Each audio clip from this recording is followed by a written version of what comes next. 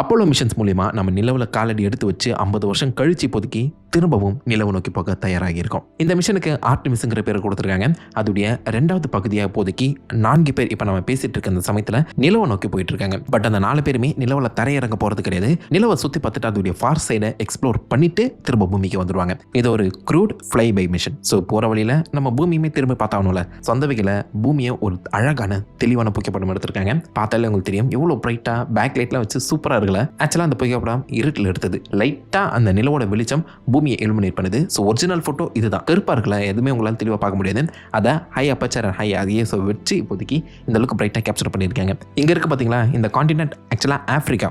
இது ஃப்ளிப் ஆகி இருக்குது, திருப்பி பார்த்தா உங்களுக்கு தெரியும். அண்ட் நீங்கள் டாட்டா எடுத்து பார்த்தீங்களா, அது ஆக்சுவலாக சிட்டி லைட். ஸோ இரவில் எடுத்தனால சிட்டி லைட்ஸ் கூட தெளிவாக தெரியுது.